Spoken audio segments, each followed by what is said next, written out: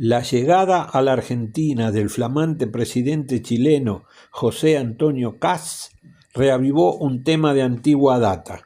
Le pidió colaboración a Milei para resolver el tema añejo de la extradición del ciudadano Galvarino Apablaza Guerra, acusado de ser autor intelectual del asesinato de Jaime Guzmán, ideólogo de la represión en el gobierno de Augusto Pinochet, y el secuestro de Christian Edward del diario El Mercurio, hechos sucedidos en 1991 en tiempos del gobierno de Patricio Aylwin, primer presidente post-dictadura en el país trasandino.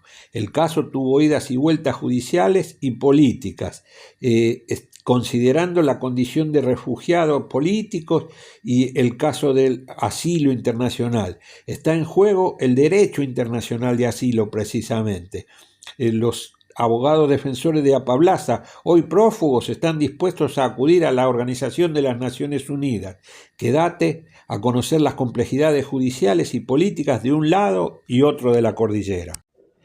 El compromiso del presidente Milei para con su par chileno disparó la oferta de una recompensa de 20 millones de pesos para quien aporte datos de Galvarino Apablaza Guerra. Este ciudadano chileno, hoy prófugo, tiene episodios no resueltos con la justicia de su país desde 1991. Hubo idas y vueltas, de un lado y otro de la cordillera, al compás de vaivenes políticos de ambos países.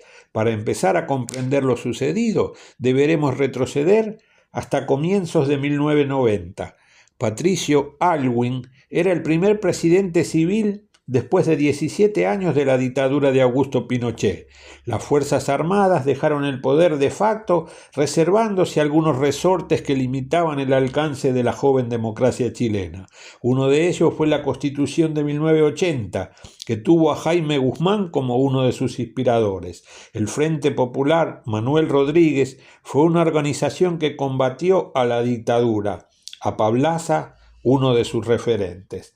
La asunción de Aylwin no puso fin a las hostilidades entre esa organización y el remanente del pinochetismo. Hubo un atentado que le costó la vida a Jaime Guzmán, que ocupaba una banca en el Senado, y hubo también un secuestro de Jorge Edward del diario El Mercurio. La justicia chilena realizó la investigación de los hechos y en 1994 se procede a condenar a los autores materiales, y los alcances de esa condena incluyen una acusación hacia Apablaza por los cargos de autor intelectual. Este huye en principio a Cuba y aparentemente se pierde su rastro, pero la DINA, Dirección de Inteligencia Nacional del país vecino, no se dio por vencida. Lo encuentra en el año 2004 viviendo en la localidad argentina de Moreno bajo la identidad falsa de Héctor Mondaca. Este solicita asilo político en Argentina, Apablaza, y en realidad en calidad de refugiado, de acuerdo a lo que establecen las Naciones Unidas para ese caso. El gobierno de Ricardo Lagos, coherente con sus antecesores, le pide la extradición. Ya en el año 2005, el juez Claudio Bonadío, insospechado de kirchnerista, izquierdista o cualquier otro tipo de ideología afín, rechaza el pedido de extradición, incluyendo en su fallo que estaba afectado el debido proceso. Lo libera previo pago de una fianza con el compromiso de no abandonar su residencia en la localidad de Moreno.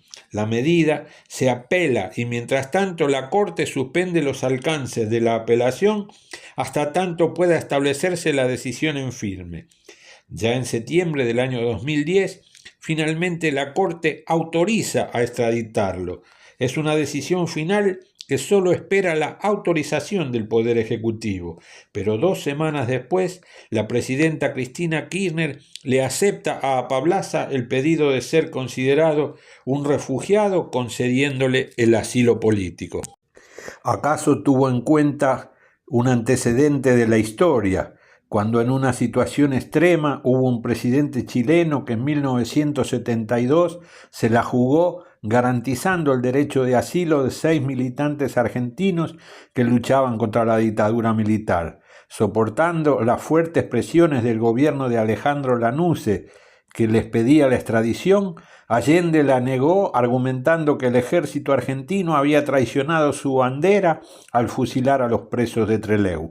A pedido de los interesados, les concedió el asilo primero y el salvoconducto después para su destino final en Cuba.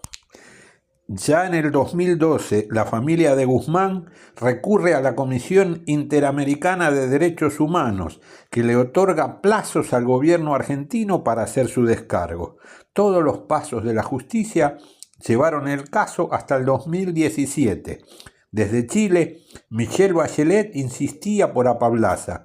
En Argentina se produjo un cambio de signo político. Mauricio Macri decide revocar la concesión del asilo. Los defensores de Apablaza, Rodolfo Jansson, entre ellos, impugnan la resolución prolongando la incertidumbre. Las sucesivas apelaciones extienden el tema hasta abril del año 2022. Gabriel Boric repite la exigencia ante Alberto Fernández. Este responde que está dispuesto a respetar a la justicia cuando llegare a una resolución definitiva. Corría el mes de agosto del año 2024, el tribunal ratifica el cese de la condición de refugiado. Todavía faltaba vivir las últimas instancias del caso, pero a esta altura del relato es precisa una reflexión. El derecho de asilo político es un hecho que forma parte del derecho internacional. La condición de refugiado no depende, o al menos no debería, del signo político del partido gobernante. La posición chilena fue una cuestión de Estado y procedieron reclamando la extradición gobiernos centristas como el de Aylwin o Lagos, de derecha como el de Piñera y ahora Katz, y socialdemócratas como Bachelet y Boric. En Argentina, en cambio, Cristina Kirchner concede el asilo. Alberto Fernández parece dejar hacer y Macri y Milei se ponen en franca sintonía con el pedido chileno. En febrero de este año 2026, el gobierno argentino procede a el retiro del refugio político. Así, Apablaza queda en condiciones de ser extraditado. El 9 de marzo, Javier Milei firma el decreto con el que se acepta la extradición. El 11 de marzo, Apablaza se presenta ante el juzgado, fija domicilio para ser monitoreado. Pero el 1 de abril, cuando la policía se presenta con intenciones de detenerlo, ya no lo encuentra. Desde entonces, el chileno pasa a estar en calidad de prófugo. En la reunión bilateral entre el flamante presidente Katz y Milei, dos gobernantes enrolados en las posturas políticas más conservadoras, Argentina se compromete ante el presidente chileno a emplear todos los esfuerzos para encontrarlo. Se hizo pública una oferta de una recompensa de 20 millones de pesos para quien aporte datos que hagan posible su apresamiento. El doctor Jansson, abogado de Apablaza, de notoria trayectoria en organizaciones de derechos humanos, comentó que está dispuesto a llevar el caso ante la mismísima Organización de las Naciones Unidas. Pasaron casi 35 años desde la concesión del hecho que dio origen a toda esta movida. Solo Dios sabe el final de esta historia, pero si alguno tiene algo para aportar, los comentarios lo esperan.